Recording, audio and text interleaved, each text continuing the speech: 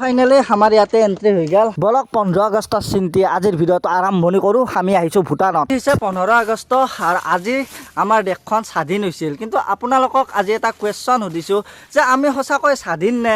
কেতিয়াবা এনেকুৱা লাগে আমি কিছুমান কথাত যেন মাত মাতিলে আমাক ডাইৰেক্ট পুলিচে লৈ গৈ মানে জেলত ভৰাই থৈ দিব। আৰু আজিকালি কেনেকুৱা হৈছে যদি আপুনি এটা সঁচা কথা ক'বলৈ যায় তো আপোনাক লৈ যাব জেলৰ ভিতৰত। তাৰমানে সঁচা কথাও কেতিয়াবা মানে ক'ব নোৱাৰা হয় যেন এনেকুৱা লাগে আমি স্বাধীন নহয়। কিমান কি ৰেপ এইবিলাকতো বাঢ়ি গৈছে। তো এইবিলাকৰ ওপৰত অলপমান চৰকাৰে গুৰুত্ব দি যাতে যি ৰেপিষ্টক মানে একদম এনকাউণ্টাৰ ডাইৰেক্ট হ'ব লাগে না ভাই, তোৰ মতে কি কয়? ৰিচেণ্ট তোৰ সিহঁত নহল্লমিয়াপিটো আপি আৰু আমাৰ নলবাৰীতে যিটো ঘটনা ঘটিছিল বা আলি বুলি আছিল ল'ৰাজন মাছি যে এনকাউণ্টাৰ কৰিছে সেইটো ভাল কাম কৰিছে।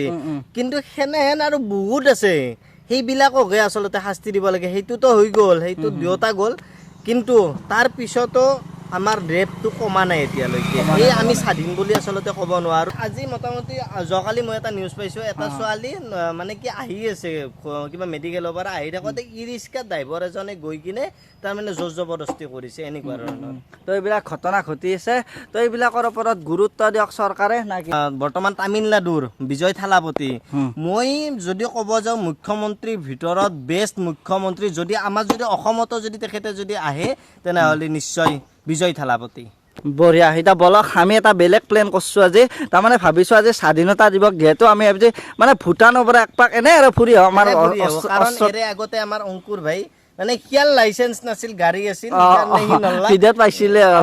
সেইকাৰণে এইবাৰ মোৰ গাড়ী লৈ কিনে মোৰ licence RC all everything is okay. তো এতিয়া বলক মানে আমি আহি এনেকৈ পালোঁ পাঠশালা টাউন। আৰু পাঠশালা টাউনৰ আগত এখন দলং যি আছে এই দলংখনত মানে মজা ডেক'ৰেশ্যন কৰে স্বাধীনতা দিৱস উপলক্ষে। তো বলক এই দলংখন চাওঁ। আৰু আহি পালোঁ দলংখন, আৰু ইয়াতে অকণমান জাম হৈ থাকে কাৰণ এইখিনি অলপ ভিৰ ভাৰ এৰিয়া না। তো ইয়াতে মজা লগা কৰে। কিন্তু এইখন ব্ৰিজ আপোনালোকে চাব পাৰে প্ৰত্যেক বছৰে মানে এইখিনি ধুনীয়া কৰে আৰু একদম মজা লগা কৰিছে। ইয়াতে ধুনীয়াকৈ লেখা আছে অমৰ জাৱান। তো ধুনীয়া আছে। এতিয়া ইয়াৰ পৰা আমি ওলাই দিওঁ ভূটানক লগি, কাৰণ ভূটানক লগি অলপমান হ'লেও দূৰ আছে না, 50 মান হ'ব চাগে ইয়াৰ পৰা, 50 নহয় 30 মান। তো ভূটানত যোৱাৰ আগতে আমি এনেকৈ এখন ধুনীয়া আছে পতাকা লগাই ল'লোঁ গাড়ীখনত, তেতিয়া মজা লগা হৈছে আৰু। তো ইয়াৰে পৰা ভূটান হ'ব 36-40 মান হ'ব চাগে। তো বলক যাত্ৰা আৰম্ভ ইয়াৰ পৰা। মস্ত ৰ'দ দি আছে একদম। এনেকৈ এটা সুন্দৰ জেগা আহি পালোঁ, মানে বাঘমাৰা পাৰ হৈ আহিলোঁ। আৰু ইয়াৰে পৰা কিমান মান হ'ব চিন্ময়? 20 কিলোমিটাৰ মান হ'ব নেকি? অঁ ভাই জাগাটো চানা কি মজা লাগছে। জেগাটো মানে পাহাৰখন যদি আগত দেখা পালি হয় ভালকে, বৰ্তমান পলিউশ্যন ইমান একো দেখা নাপায়। সেইকাৰণে সেই ফেমাছ মন্দিৰটো পালোঁ, যিটো মন্দিৰৰ নাম হৈছে সন্যাসী শিৱ ধাম, মানে শিলবাৰীত থকাটো। চেক কাৰো হে ভাই চলি কথাই পূৰা গা ধুই আছে ইয়াতে। মানে এনেহেন লাগছে মস্ত ৰ'দত মানে যাই কিনে গা ধুলোঁ হয়, কিন্তু কাপোৰ নাই বৰ্তমান আমাৰ হাতত। এইপিনে ডাঙৰ গা ধুই আছে। ইয়াৰে পৰা ভূটান আছে মাত্ৰ 9 কিলোমিটাৰ। তো আজি ভূটানত পূৰা এণ্ট্ৰি কৰি দিম। সঁচাকৈ গা ধুব মন গৈছিল, কিন্তু উপায় নাই, আমাৰ হাতত কাপোৰ নাই। কাৰণে কাপোৰ আছে পিন্ধা কাপোৰ। ইয়াতে আমাৰ এণ্ট্ৰি চেণ্ট্ৰি হৈ গ'ল। এতিয়া আমি ডাইৰেক্ট ভিতৰত মানে আৰু একবাৰ এণ্ট্ৰি কৰিব লাগিব। বাপই কি জ্বালা। কোনো হিন্দু, কোনো খ্ৰীষ্টান, কোনো হয় মুছলমান। ফাইনেলি আমি ভূটান পাম আৰু মানে ভূটান পালোঁৱে। ইয়াৰে পৰা আমি ডাইৰেক্ট এণ্ট্ৰি কৰিম। আৰু ইয়াতে অলপ জ্বালা আছে ৰ'বক, মানে যাই কিনে আপোনাৰে কিবা কিবি এইবিলাক কৰিব লাগিব। ফাইনেলি আজি ভূটানত এণ্ট্ৰি কৰিম, চিন্ময় ভাইৰ কাৰণে হৈছে মানে। অলপ এতিয়া ভূটানত এণ্ট্ৰি কৰোঁ। ফাইনেলি আমাৰ ইয়াতে এণ্ট্ৰি হৈ গ'ল। আৰু এইখিনি জেগাত মই যোৱা বছৰ যেতিয়া বাইক লৈ আহিছিলোঁ মানে ফাঁচি গৈছিলোঁ, মানে আগত ভূটানত লাইচেন্স নাছিল, কাৰণটো লাইচেন্স নাছিল। এইবাৰ মানে ফাইনেলি আমি ভূটান এণ্ট্ৰি কৰিলোঁ। এতিয়া বলক ভূটানৰ মানে কিবা কিবি কৰিম আৰু। পেহেনতাও বাপই বাপ বম থৌগা আপি। আৰু ইয়াতে মানে এনেকুৱা আপুনি মানে 2 ছেকেণ্ড সময় যদি হেলমেটটো খুলি দিয়ে না, আপোনাৰ মানে ফাইন চাইন লাগি যাব পাৰে। মানে মই এতিয়া বম গালি এটা খাইছোঁ।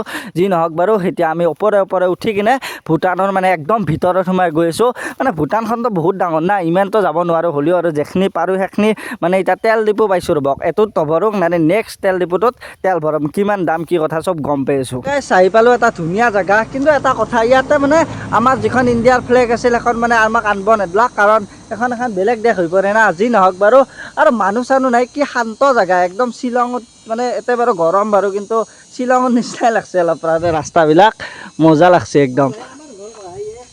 আমাৰ ঘৰ কয় বোলে সেই পথৰ, কিন্তু কোনবিলাক দেখা নাই আগত সেই পথৰ নেকি? সেই আমাৰ চব অসম খান না।